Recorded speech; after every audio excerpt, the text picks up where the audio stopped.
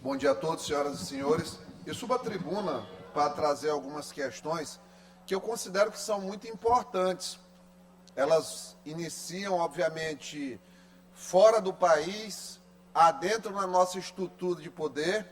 Adentrando na nossa estrutura de poder, o que vai acontecer?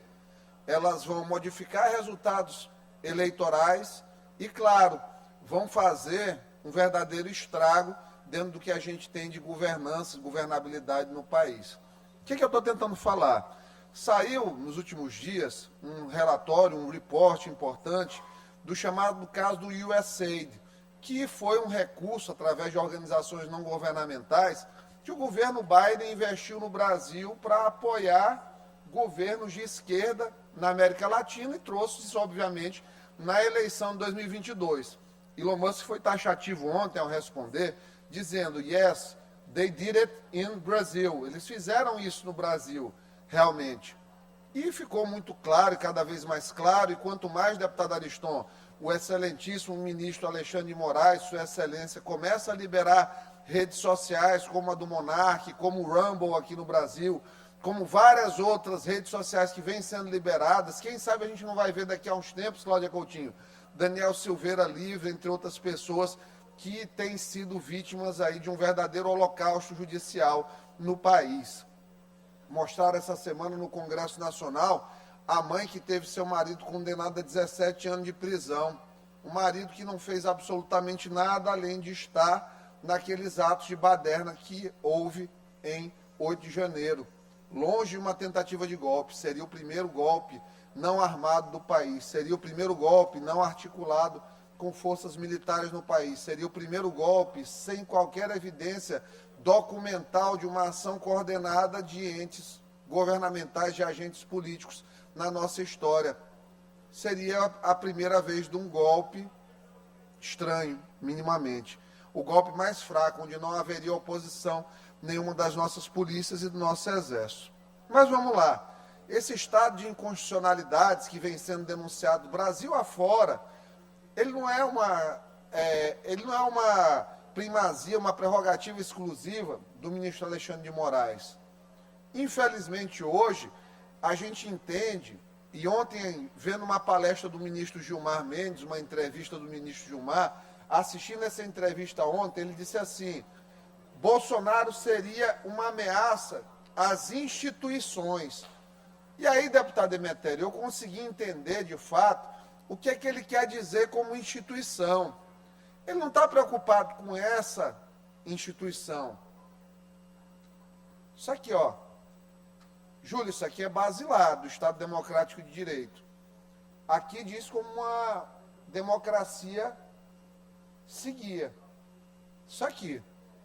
Esse livro aqui, esse aqui é anotado, mas é bem aqui, que diz, olha, o judiciário deve ter suas decisões aí suscetíveis a recurso. Decisão do Supremo sobre esses casos, dia 8, não tem recurso para lugar algum. Não tem corte revisora. Olha, as pessoas que têm cargos públicos, os deputados serão processados, os senadores, perante o STF, não cidadão comum. Não tem previsão de cidadão comum. Mas nós temos lá cidadãos comuns que não têm ligação nenhuma definida ainda com pessoas aí com foro, com prerrogativa de foro por função, e estão lá de maneira irrecorrível condenados pelo Supremo Tribunal Federal. Nós temos um general, como o general Braga Neto, que está em preventiva, alegando-se o que na preventiva? Risco ao processo, ao inquérito, só que o inquérito já concluiu. Nós estamos assistindo isso todo santo dia. Todo santo dia. E isso nada mais é do que uma forma de dizer assim, olha, o judiciário pode absolutamente tudo. Eu não tenho nada contra o judiciário. O que eu mais tenho amigo aí é amigo juiz, eu tenho primo juiz. Primo legítimo mesmo. Tenho amizade com várias pessoas dentro da estrutura do Tribunal de Justiça, bom relacionamento. Não tem nada contra o pessoal. Só que da perspectiva de poder, o judiciário, principalmente no que se manifesta a partir das decisões do que deveria ser uma corte constitucional, mas não é, que é o Supremo Tribunal Federal, ele passa a atuar de maneira ativa em todas as esferas de poder. E aí vai chegando ao ponto onde a gente quer. Olha, lá dos Estados Unidos já se detectou que foi eleito de forma ilegítima um governo. Este governo precisa do chamado apoio institucional. O que é institucional, deputado Florencio Neto? Eu tenho saudade do teu pai demais, apesar de gostar muito de ti. De vez em quando eu lembro do Carlinhos aqui. Então, o que a gente tem de mais o que a gente tem então de mais institucional? O que se tem de mais institucional no país? É aqui, ó, os privilégios, o status quo. É um Supremo Tribunal Federal que viaja agora de avião da FAB quando quer, independente do que o ministro diz que vai ser a agenda, ele pode ir lá, recorre ao avião da FAB. É do ministro que acumula a função de estar no processo como parte, de dirigir o inquérito e de, obviamente, ser o juiz que julga, o ministro que julga, indo completamente contra aquela história que houve da reforma do juiz de garantias, da figura do juiz de garantias, que seria um juiz independente dentro da fase de inquérito para garantir justamente que não houvesse contaminação entre o juiz que acompanhou o caso e o que vai tomar a decisão. É o que a gente chama aí do antimoro, dentro da estrutura dessa figura típica aí do juiz de garantias. Mas vamos lá. Os Estados Unidos detectaram, o Brasil a coisa eminente aqui no Brasil. O Gilmar Mendes pega e diz, não, se o Bolsonaro tivesse sido eleito, nós teríamos aqui um risco às instituições. O que é instituição? Privilégio. Poder. Incontestabilidade das suas decisões.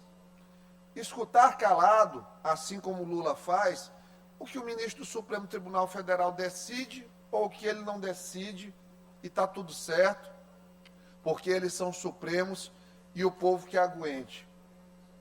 Ver o ministro Barroso com orgulho, dizendo, olha, nós mandamos fazer aqui gravatinhas para dar de presente para as pessoas e lenços para dar de presente para as pessoas à custa do dinheiro do contribuinte. Toda visita, uma gravata, toda visita, uma gravata. E o nó dessa gravata, ele está no pescoço do povo brasileiro. Então a eles pode tudo. Por que eu estou fazendo isso aqui? O presidente chegou essa semana, eu esperei para ver se subiam aqui na tribuna para denunciar esse estado de coisas. Mas passado aí a semana, já no final dela, deixei até para o tempo dos partidos e blocos, já na esperança realmente já desalentada de ter alguém para falar, eu acho que isso aqui está sendo desrespeitado, isso aqui também, pelo ministro Flávio Dino, e já passou a hora de alguém fazer uma denúncia por abuso de autoridade e novamente se pedir impeachment do ministro. Porque assim, o ministro é um chicaneiro. Não dá. O respeito, ele tenta oferir algum respeito comigo quando ele vai e diz, olha, as emendas precisam de transparência. Concordo, acho uma luta válida, parabenizo. Eu gostei quando ele diz, olha, nós vamos aqui, não vamos dar os retroativos da magistratura. Ele acerta, mas olha, é sempre com uma intenção de lucrar com as pautas politicamente. Por quê? Porque é interessante realmente dizer que está combatendo a não transparência de emenda parlamentar, afinal, o parlamento já é um poder tão mal visto pela população, só não é mais mal visto que o próprio Supremo Tribunal Federal, que esse aí realmente é mal visto pela sociedade.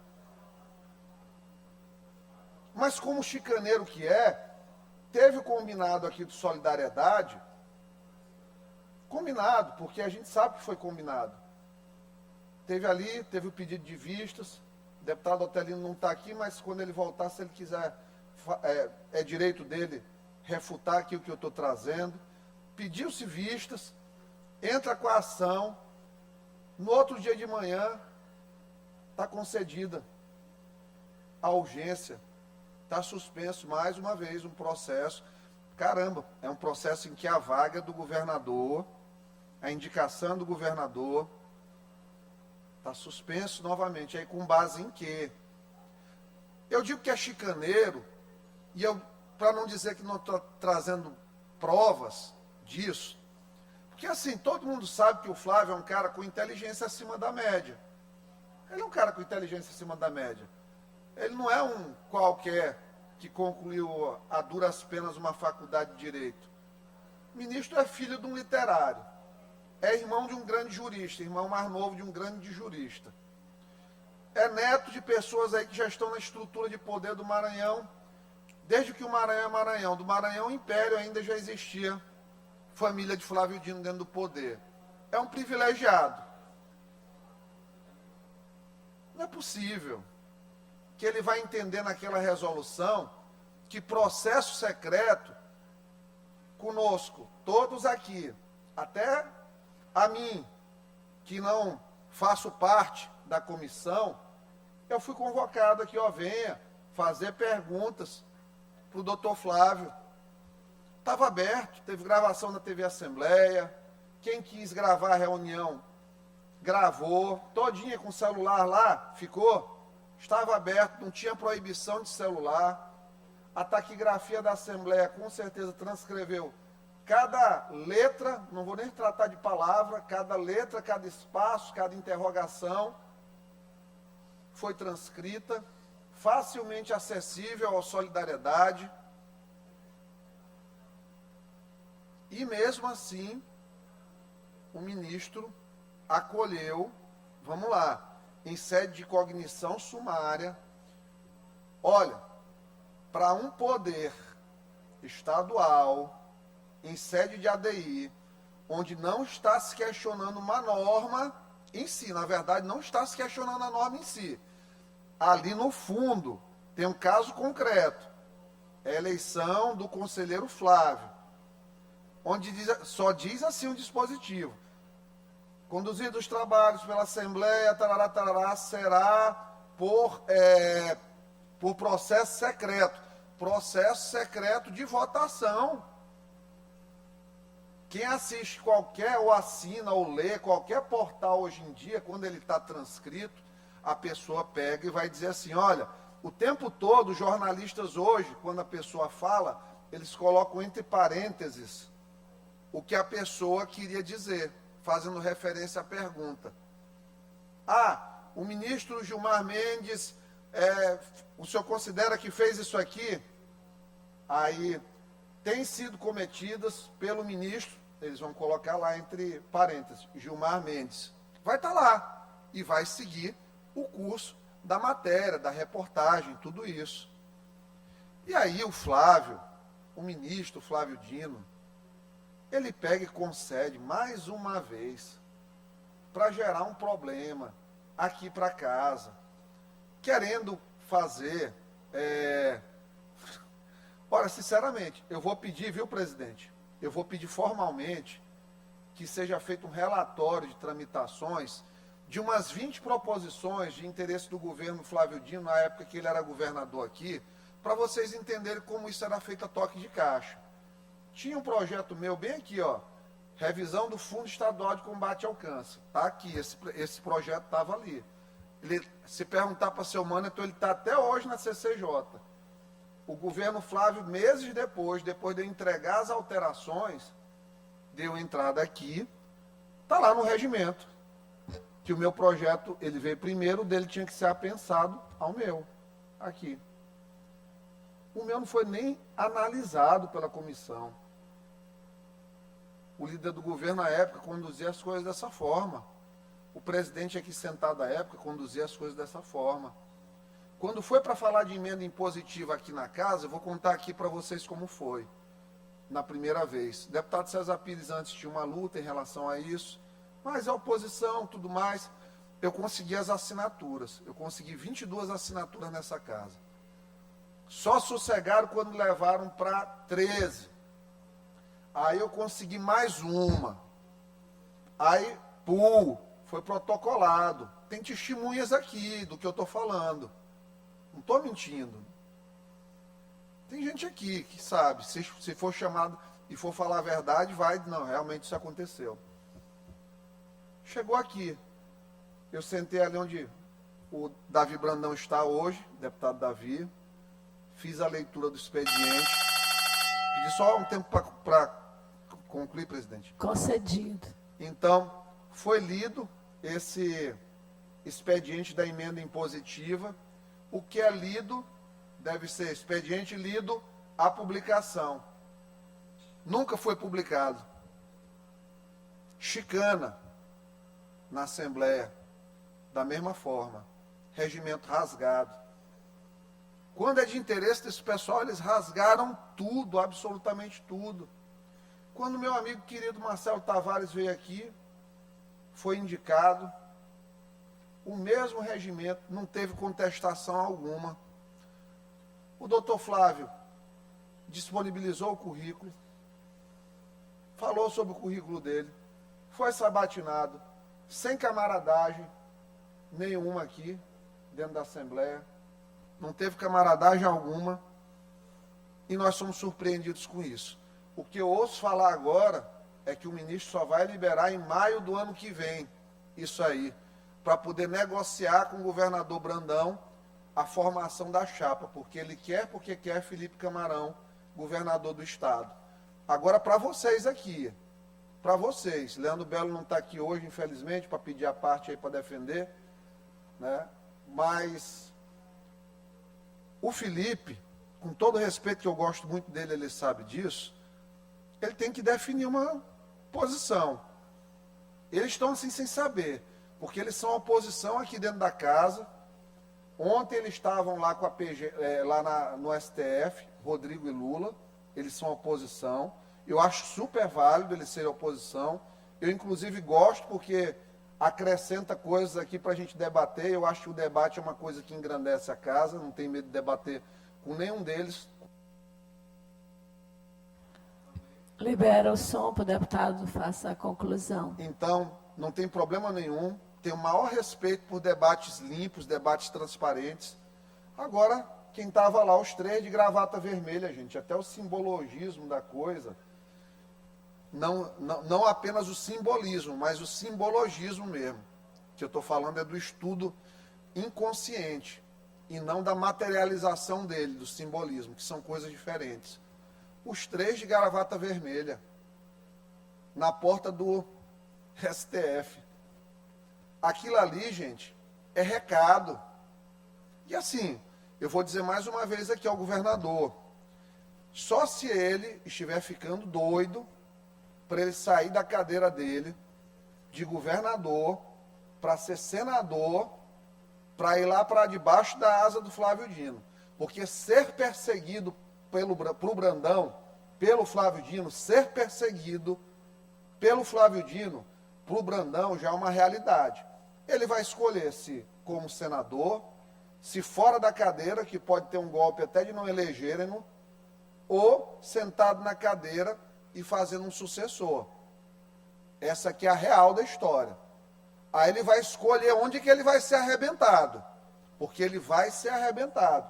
Porque nunca na minha vida eu vi um desrespeito, uma afronta, uma perseguição tão grande de um ministro do Supremo manifestamente parcial, usando a magna cadeira, a excelsa cadeira de ministro do Supremo Tribunal Federal para picuinha aqui no Maranhão, Flávio Dino. Cria vergonha na cara, meu patrão.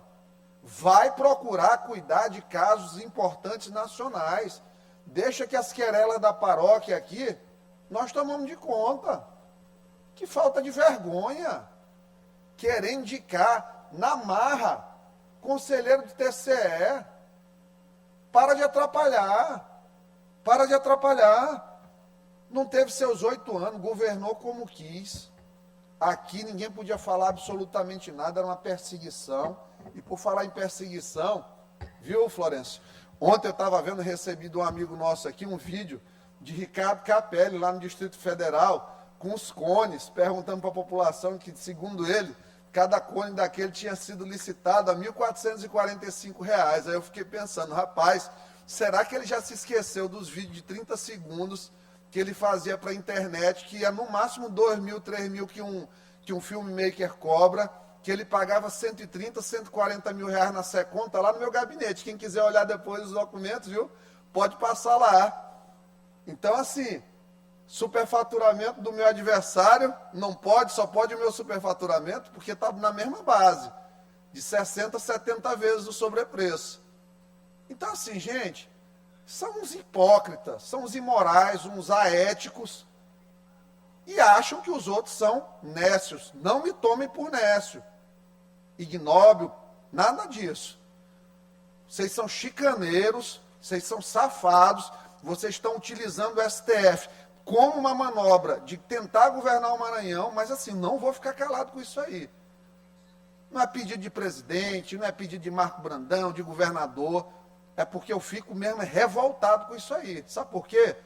Porque eu fui eleito aqui, ó, para ser deputado estadual. E não para ficar vindo perder meu tempo, deixar de atender meus pacientes, para vir assistir a sessão do conselho, para fazer boas perguntas para o conselheiro e saber depois que um palhaço no Supremo Tribunal Federal, chicaneiro, está querendo dizer como as coisas vão ser feitas aqui.